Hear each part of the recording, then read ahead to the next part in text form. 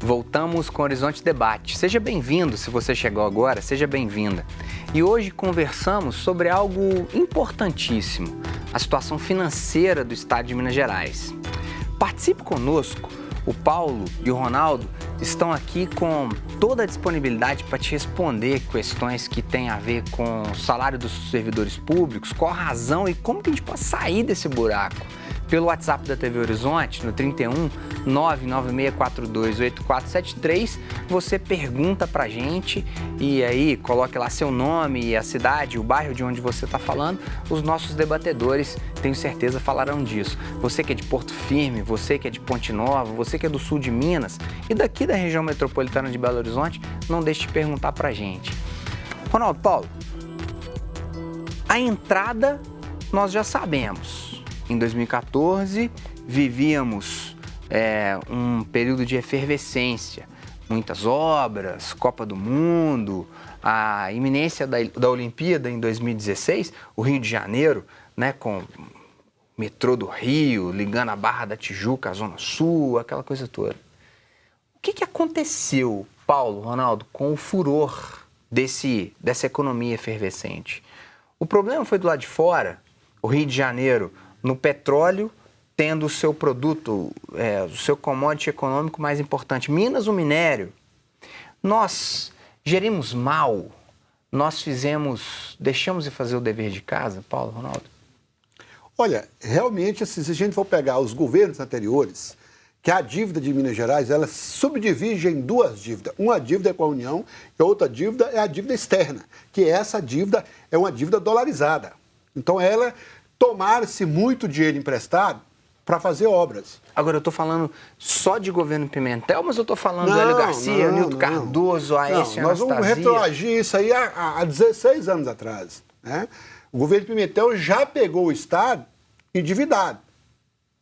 Então, o governo Pimentel apenas administrou parte dessa dívida e também, por uma questão de omissão, ele também elevou a questão da dívida.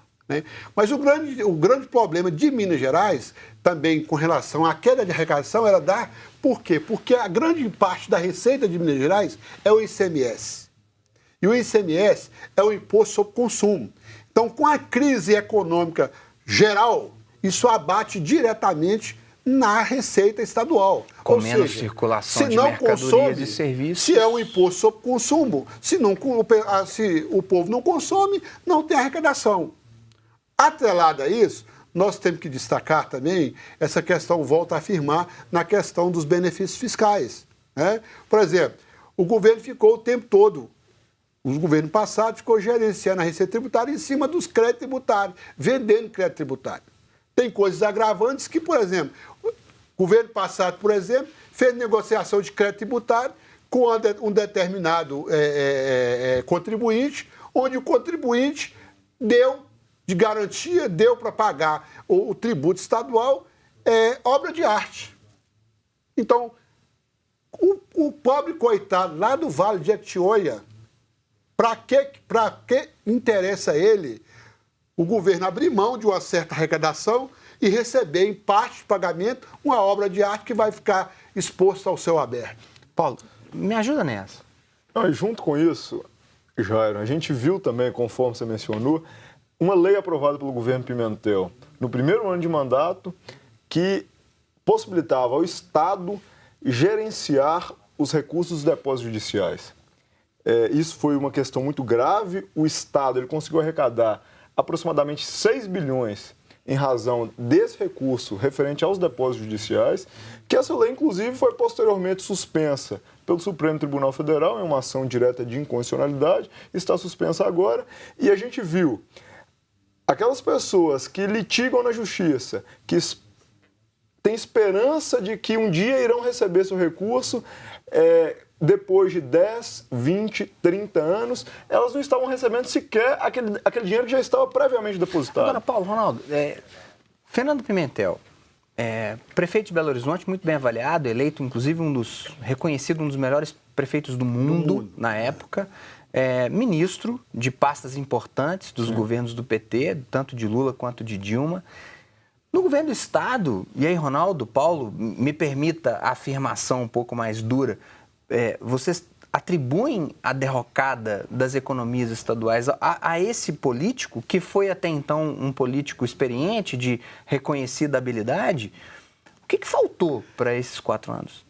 Não necessariamente. Acho que faltou fazer o dever de casa de um Estado que já estava com as finanças deterioradas e a gente entrou num agravamento ainda maior no governo Fernando Pimentel. A culpa é dele, Ronaldo? Não, eu acredito que não é do político em si. Foi a situação econômica que aí, se a gente aprofundar, nós vamos ver. A crise que se abateu em 2016 no país, com o impeachment, impactou diretamente com o governo de Minas. Porque ele se recusou a negociar. Ele se recusou. Essa golpista, né? Vocês terem ideia, essa própria renegociação de dívida aí que o Zema está propondo fazer com a União, o Pimentel recusou. Recusou por quê? Porque o Pimentel, ele sabia, né, que para ele aderir ao acordo com a União, ele teria que privatizar, sobretudo a CEMIG e a Copasa. E a privatização não é a saída. Não se resolve fluxo de caixa com antecipação de receita e nem também dilapidando patrimônio, porque lá na frente vai fazer falta. Agora, olha que bacana, Ronaldo. Ronaldo. Joia, né? A CEMIG é a joia, a joia da coroa dos mineiros. É a joia, é o que hoje, assim, é uma das melhores empresas em termos de país, né? Na área energética, e os mineiros não podem ficar sem esse patrimônio. Acho que nosso orgulho. É nosso orgulho. E nós temos o seguinte, na verdade, o governo Zema, voltando agora, que acho que é o seguinte, acho que a gente tem que parar de voltar ao passado, né? Achar culpado, não. O governo Zema hoje é o governo eleito, é o governador do Estado, e ele precisa começar a olhar a questão da receita estadual. Mas, Ronaldo, ele está fazendo a mesma coisa que o governo Aécio, que o governo Anastasia fez? Lembra do choque de gestão? Se não me engano, Renata Vilhena, o nome da secretária de Planejamento, está se usando a mesma receita de... Na verdade, o governo Zema, até agora, nesses 100 dias de governo, ele está vindo na mesma toada dos governos anteriores, né?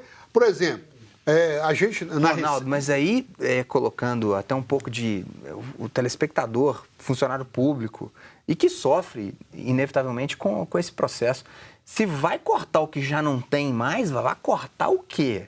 Própria carne? Exatamente. E aí eu acho que o que o Zema precisa fazer é abrir o diálogo com os servidores, com os sindicatos, e não tomar medidas da forma que ele está tomando, porque até o momento não existe diálogo. Na parte da Receita, por exemplo, ele soltou uma instrução normativa onde ele está determinando que feche unidades fazendárias, sem nenhum estudo técnico, apenas pelo fato daquela determinada unidade pagar aluguel. Então, é uma economia que, na outra ponta, poderá ser uma economia que leva ao caos. Porque, além do mais, o governo não pode escolher aonde vai ter um ponto de atendimento, sobretudo na questão da receita estadual. Agora, Ronaldo, Paulo, o Gilberto de BH, inaugurando, Gilberto, essa participação dos telespectadores contigo, muita alegria de tê-lo conosco, ele pergunta, em especial para você, Ronaldo, o que você acha do número de conselheiros das estatais,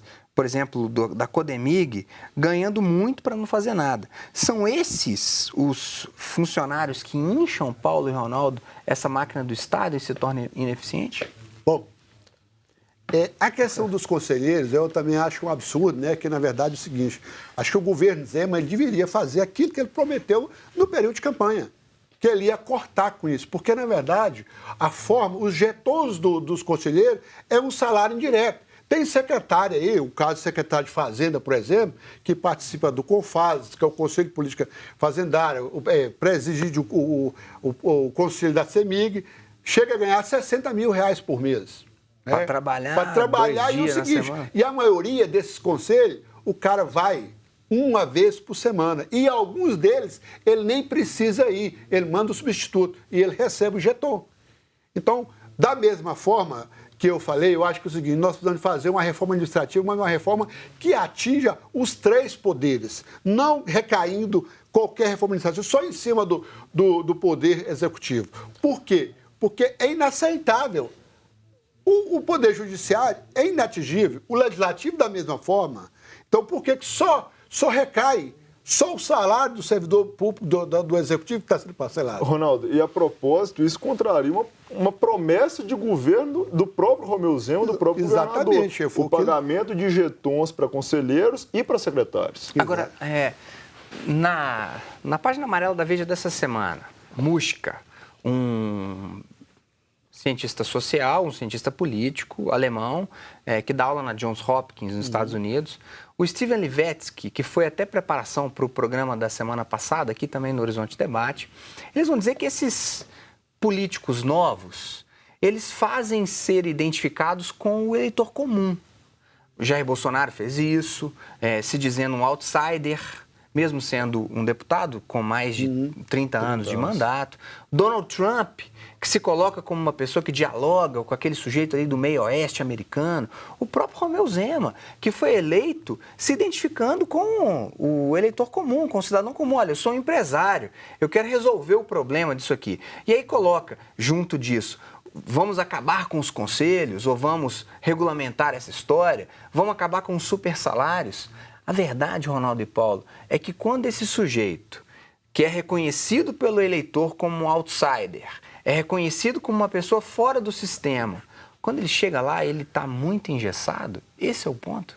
Tanto que Bolsonaro quanto Zema estão sofrendo agora. Jair, eu imagino que não existe solução fora da política. O Romeu Zema, apesar de ter se vendido como outsider, ele vai ter que negociar com deputados, ele vai ter que negociar com a categoria de servidores públicos. A gente não está falando aqui de gerir uma máquina privada, onde o objetivo é auferir lucro, né?